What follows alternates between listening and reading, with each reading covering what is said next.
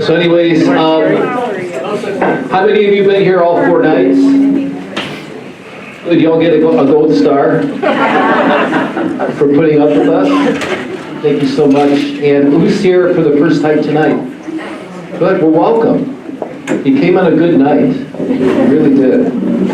So we've been talking about some of the Carmelite saints over the past couple of weeks and getting introduced to their spirituality, and I think it's really been a benefit to a lot of people.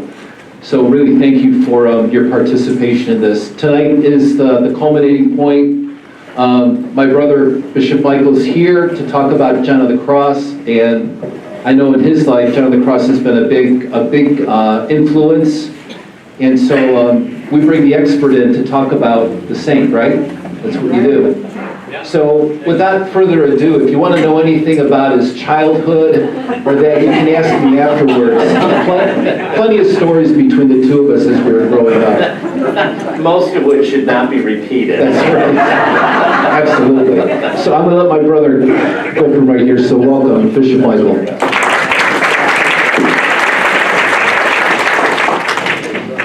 Good evening, everyone. Can you hear me okay? Are we good in the back?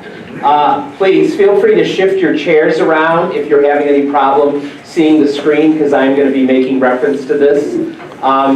This is being filmed tonight, and I was told that this is going to go up on the parish website. I will also give my brother a PDF file of all of the slides that you're going to see. So those will go up on the parish website also, so you don't have to worry about trying to remember what's here up on the screen, because you'll have a copy of everything, all right? Let's begin with prayer. This reading is taken from the book of the prophet Isaiah. This is what Isaiah, son of Amoz, saw concerning Judah and Jerusalem. In the days to come, the mountain of the Lord's house shall be established as the highest mountain, and raised above the hills. All nations shall stream toward it. Many peoples shall come and say, "Let us climb the Lord's mountain, to the house of the God of Jacob, that he may instruct us in his ways, and we may walk in his paths. For from Zion shall go forth instruction, and the word of the Lord from Jerusalem." The word of the Lord. Thanks be to God. Ever-present and faithful God, we give you thanks and praise for having brought us together this evening. We ask you to open our hearts and our minds to the gift of your presence with us. Continue to pour forth your Spirit into our lives as we make our Advent journey. May we ascend the mountain of the Lord, who is Christ, your Son, that we might learn from him wisdom and understanding, that in him we might find ourselves drawn into union with you, Father, Son, and Spirit, so that all that we do and all that we are might bring you greater honor and glory. And we ask this, Father, through the power of your Spirit, and in the name of your Son, Jesus, for he is Lord forever and ever. Amen. In the name of the Father, and of the Son, and of the Holy Spirit. Amen. Well, good evening. And thank you for coming tonight. So tonight I'm going to spend some time talking about St. John of the Cross. Now I know you've already had 3 presentations on different Carmelite saints. So St. Teresa of Avila, St. Teresa of Jesus, as she was known in religious life, who began the reform of the Carmelite community. Teresa and John had a very unique relationship because Teresa convinced John of the Cross to participate in the reform of the Carmelite community. John had only been a Carmelite for a few years and was considering leaving the order in order to join a more strict community, the Carthusians. And Teresa convinced him to remain within the Carmelite order in order to help her to reform it. And so John became a very important companion to Teresa, and in fact became the spiritual director for the Carmelite community at the Monastery of the Incarnation, where Teresa was made the prioress. She actually asked John to come there and to assist her with reforming that rather large Carmelite community in Avila, Spain. Therese of Lisieux, who you also heard about, Therese, we oftentimes look at her as the person who authored The Little Way, sending down roses from heaven, is kind of the sort of sweet, peaceful Carmelite. She was a great commentator on the writings of St. John of the Cross. So her spirituality was highly influenced by the writings of John, and in fact, her writings in many ways are a commentary on John's own teachings about Carmelite spirituality and the contemplative mystical life. And then Edith Stein was kind of a companion of John's, even though she's a 20th century Carmelite saint. I'm sure my brother David probably told you that she had a great background in philosophy and theology. So like John, who was also educated in philosophy and theology, Edith Stein, St. Teresa Benedicta of the Cross, as she's known in religious life, she too had a great relationship with John and depended upon John's writings in the development of many of her own theological treatises. So all of the three saints that you've already heard something about have a unique relationship with John, and John provides a foundation for much of their own teachings and their approach to prayer. So we're kind of ending your series on a high note tonight because of the contributions that John has made to the Carmelite spirituality, the Carmelite tradition, and to the three saints that you've already looked at. So my intention this evening is to do a little bit of a travel log so that you get a sense of the background of John's life and where he was coming from, and then to introduce you to John's, if you will, method for entering into contemplative prayer. How does God invite us into the contemplative life and the experience of contemplative prayer? So the icon that's up here is John, Teresa, and Therese of Lisieux, three of the Carmelite doctors of the church. To be a doctor of the church means that your teaching has universal application. So you can read the writings of any of these saints, and their writings are not just for religious. They're not just for people who are locked away in monasteries. Their writings have something to say to all of us, and the church recognizes that. And so they are three of the Carmelite doctors of the church. In fact, Teresa of Avila was the very first Carmelite woman and the first woman to be named a doctor of the church. The building that you see in this picture is the Carmelite monastery in Segovia, Spain, where John spent the last couple of years of his life. And he actually designed this monastery building. He dabbled in architecture, and along with other members of the community and people that they hired, John helped to build this monastery back in the 16th century, and it continues to stand today and is operated as a Carmelite monastery outside of Segovia, Spain. So just a condensed timeline of John's life. He was born in 1542 to a poor family in Fontavernos, Spain. His father came from a very wealthy background. His mother came from poverty. They fell in love. When they got married, John's father, his family disowned him and cut him off. And they basically lived in poverty, trying to eke out a livelihood from day to day. His father died in 1545 when John was only 2 years old. My brother told me that one of the things that he pointed out to you on Monday night is that all of the saints that you have looked at from the Carmelites, all of them lost a parent early on in life. and John's father died, primarily as a result of the poverty in which they were living. He became ill, they couldn't provide for medical services, and he died. John was enrolled around the age of 9 in what was considered to be an orphan school, so a school for children whose parents weren't able to care for them. And he was in that school for a number of years.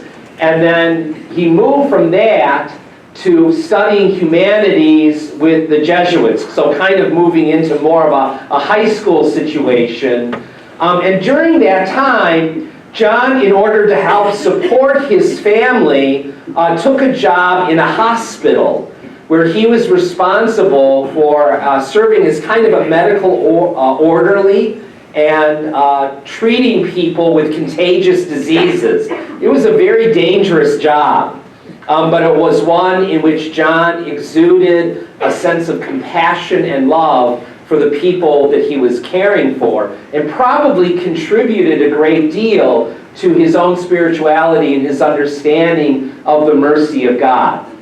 At the age of 21, he entered into the Carmelite novitiate, was sent to the University of Salamanca, where he began to study philosophy and theology.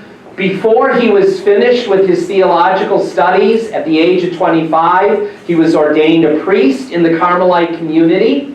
And it was in that same year, shortly after he was ordained a priest, that he met Teresa of Avila for the first time. And Teresa was almost 30 years older than John when they met.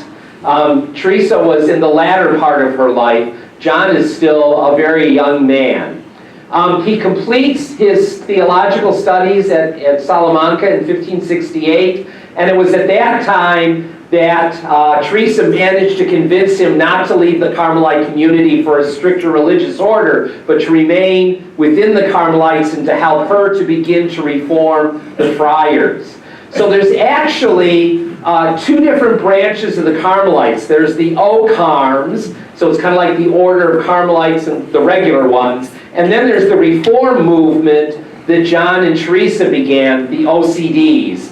And that doesn't stand for what we understand OCDs stand for today. It's the Order of Carmel Discalced. And discalced means shoeless. So they took on the more primitive rule of the Carmelite community and lived a kind of a much more strict life within their community life. That reform of Carmel was not welcomed by everyone, and so at the age of 35, when John was serving as spiritual director at the Monastery of the Incarnation in Avila, where Teresa was the prioress, the little house that he lived in was broken into by a group of Carmelite friars and hired thugs, and John was abducted, literally kidnapped, carried back to Toledo, Spain, and imprisoned in a Carmelite dungeon. It was a room that was about 6 feet by 9 feet. He couldn't even lay down all the way in the room, and it was like being imprisoned in a broom closet. And they kept him there for 9 months. They used to take him out, beat him, berate him, try to get him to abandon the reform of Carmel. Eventually, over the course of the months, one of his jailers kind of took a liking to him, and because of that relationship, after about 9 months, John was able to escape the prison and make his way to a reformed monastery of Carmelite nuns who took him in and hid him from the authorities in Toledo. In 1588, he moved to Segovia, Spain, where he spent the last couple of years of his life in the Carmelite monastery there. And I'll say a little bit more about that in just a moment. And then in 1591, he died at the age of 49 in Ubida, which is a city that's not too far away from Segovia. He went there for medical treatment, basically, because he was very ill and couldn't get the required medical treatment in Segovia. But he died in the process of being cared for. He's canonized a saint in 1726, and then in 1926 was declared a doctor of the church, so that his teachings have universal application. This is all of John's collected works. Everything that we have that he wrote fits in one volume. Teresa's works, 3 volumes. And 2 big volumes of letters that Teresa wrote. Everything that John wrote, his poetry, his commentaries on the poems, a few letters that have been saved, and some smaller works of kind of like spiritual teachings. They're all in this one volume of the collected works. So the last couple of years of his life, John lived in Segovia. So here's a part of a map of Spain. There's Madrid right there. There's Avila, so where Teresa's monastery was, where she began to reform. Over here to the side is Alba de Tormes. The city is just off the map here. That's where Teresa died and where she's buried. And there's Segovia right there. So kind of like all within that general area. One of John's biographers wrote this: Segovia was at the time the soul of Castile. So Castile is the area in which all of these cities are present. Like the city, the surrounding Segovia region was an answer to John's dreams. Towns and castles, fields and harvests, mountains and mountain ranges, rivers and woodlands. In this monastery, John found more than solitude and retirement. He had a view of all that was most beautiful and religious about Segovia and did not have to leave the property. So this is where he spent the last few years of his life. This is the main plaza in Segovia, Spain. My brothers and I did a pilgrimage there back in 2019. And so that's a Roman aqueduct that was built during the Roman Empire to bring water from the mountains down into the city of Segovia. The thing is huge. And at the foot of it, in the center of Segovia, is this massive city plaza that's surrounded by shops and restaurants. And it's kind of the center of social life, especially nightlife in Segovia. So we actually ate in a restaurant there a couple of times during the time that we were in Segovia, Spain. John, being an architect, also designed aqueducts. So at some of the other monasteries where he lived, in order to bring water to the monastery, would create something similar, not quite as big as this, because this was actually built by the Roman legions, and it's still in existence there in Segovia today. This is a view of Segovia from the monastery grounds. So the monastery itself is outside of the old city of Segovia, and you can see here, Segovia is a medieval city. It's surrounded by a wall, a fortress basically. And yes, this is where they would fight off battles and sieges and things like that. So Avila is also surrounded by a wall like this. So a lot of the most important cities in Spain during the Middle Ages, especially when they were fighting off the Moors, were in fact surrounded by these kind of structures. In the center of Segovia is the Basilica Church, the cathedral, that's dedicated to Mary. And then not too far from the monastery is the Church of the Holy Cross. That was actually built by the Knights Templar. So if you know anything about the Knights Templar, that was a Templar church, the Church of the Holy Cross. But this is a view looking from the monastery back towards the old city of Segovia. Across the valley from Segovia is the Alcazar Fortress, literally a castle. And in fact, this is one of the castles that the kings and queens of Spain would sometimes visit. And anytime they needed to get away from Madrid, this would be one of the homes where they would go to. So, and this is just across the valley from the monastery as well. This is looking down into the monastery grounds. So there's the monastery church. We saw the front of that. And all of these buildings here are all a part of the monastery. There's a wall that surrounds their garden. So there's a garden in here. And I actually took this picture from up on a hill where John had built a hermitage looking down into the monastery grounds. So the monastery was intended to house 50 friars.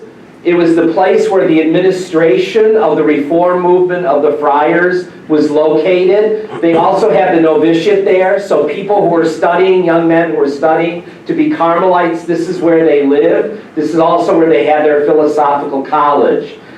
There's a garden there, there's a quarry there, and then there's upper gardens and the hermitage up on the cliffs. And then this picture right here is a hermitage that John himself built up on a hill overlooking the monastery. So you can see the monastery here, and there's Segovia in the background. There's the wall. There's the cathedral. This is the front entrance of the monastery. So the Church of Carmel, the Discalced Carmelites. There's a plaque here that has John's signature on it with one of the opening verses of his poem, The Dark Night, that's emblazoned on the entranceway. And then from the parking lot, there's a whole series of stairs that lead up to the monastery chapel itself. So this was constructed under John's direction. Like I said, he was a bit of an amateur architect and designed it. So I'm showing you these pictures because I want you to have a sense of the fact that John was not just somebody who was in the church praying all the time. You know, he was a poet. He was a theologian, he was a philosopher, he was an architect, he was somebody who loved nature, he gardened, he was somebody who cared for the poor who came to the monastery doors. He had some medical training, from when he was earlier, his earlier life. So, John lived a very full life. There's the hermitage, this little hermitage that John built up on top of a cliff overlooking the monastery grounds. And these are stanzas 14 and 15 from John's poem, The Spiritual Canticle. So John wrote 3 major poems, The Dark Night, The Spiritual Canticle, The Living Flame of Love. The Dark Night, he wrote 2 treatises explaining the spiritual teaching contained in that poem. The Spiritual Canticle, he also wrote a commentary explaining the spiritual teaching in the Spiritual Canticle, and he wrote a commentary on the Living Flame of Love. There are a number of other poems that he wrote as well, but those are the poems that he wrote commentaries on, and that's what we find primarily in this one volume, is his commentaries on these poems. And I share with you stanzas 14 and 15 because this really kind of encapsulates John's discovery of the presence of God in the beauty of nature and in the world around him. So he says, my beloved, God, the person with whom he is enamored, that he is in love with. My beloved, the mountains, the lonely wooded valleys, strange islands and resounding rivers, the whistling of love-stirring breezes, the tranquil night at the time of the rising dawn, silent music, sounding solitude, the supper that refreshes and deepens love. Now you can pick up his commentary and John will unpack the meaning of those particular verses, but you look at where he was living, at least at the time that he was in Salamanca, and you can see how he takes images from nature, and within the experience of the setting in which he found himself, he was able to discover the presence of God. The supper that refreshes and deepens love, the Eucharist, okay, the celebration of Mass. So he is one of the major poets of Spain, and in fact he's considered, even to this day, to be the greatest of all of Spain's poets. This is John's face. So in 1991, on the occasion of the 400th anniversary of John's death, they opened his tomb, and his body was incorrupt 400 years later. Okay? Other than the parts that they cut off in order to make relics, which was a big thing that they did in the Middle Ages, all right? But other than that, everything else that was there was incorrupt. And so they made a mask of his face. This is what John actually looked like. And in fact, when you look at this, you look at his face, it looks like he's sleeping or deep in prayer. And the mask is so well done. I mean, you can kind of pick up the stubble from his beard and everything else. But this is the face of St. John of the Cross. I actually have a picture of this hanging in my room at the seminary because I'm enamored by who he is, you know, and the fact that we can actually see, you know, what he looked like. In John's poem, The Spiritual Canticle, in stanza 19, John has a line that says, "Hide yourself, my love. Turn your face toward the mountains." And again, my love, John's talking about God. Hide yourself, my love. Turn your face toward the mountains. And in Article 4 of stanza 19, of his commentary on stanza 19, John writes this: "The face of God is the divinity." So here he's telling God, you know, hide yourself, but turn your face, turn your divinity, reveal your presence. And the mountains are the soul's faculties, the memory, the intellect, and the will. Okay, remember, John was a philosopher and a theologian. He was schooled in the teachings of St. Thomas Aquinas. And so for John, the memory, the intellect, and the will are particularly significant because the virtue of faith helps to purify the intellect. By our intellect, we try to figure things out. How do you figure out God? You know, next week we're going to be celebrating Christmas. You would think that God could come up with a better way of saving humanity rather than becoming a human being himself and being born in poverty in a stable surrounded by dirty animals. Okay? It boggles the mind. But faith tells us that that which seems unlikely, God would choose to do. Like, God, why would God choose to save us by dying on a cross? That seems crazy. And yet, that's what God did. And so faith takes us beyond the intellect. Faith takes us beyond understanding. Hope purifies, the virtue of hope purifies the memory. Because so oftentimes in our memories, what do we remember? The bad things and the good things. A lot of times our memories of the bad things, especially if those are things that we are embarrassed by or ashamed of, hold us back in our relationship with God. Because we think, how could God possibly love me? You know, when I know how my life has been in the past. And so our memory gets in the way of us growing in our relationship with God. And we need the virtue of hope to move us beyond that. To be able to trust in God's love. And even our memory of good things. So you could remember having been on a retreat and having a really powerful prayer experience, you know, coming to experience God in a unique way in your life and wanting to relive that.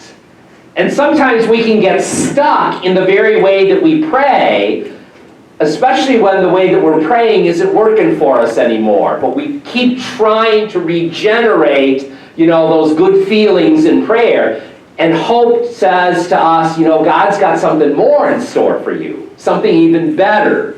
if you can just trust that God can move you forward.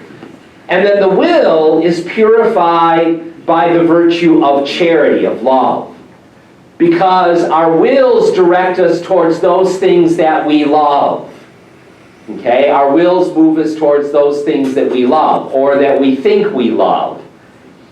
And the love that God has for us needs to purify our will and to move us away from things that we think we may love, but really are not that important to us in our lives. Okay, so the virtue of love kind of purifies the will. So the face of God is like divinity, and the mountains are the soul's faculties. This verse is like saying, let your divinity shine on my intellect by giving it divine knowledge, and on my will by imparting to it divine love, and on my memory with the divine possession of glory.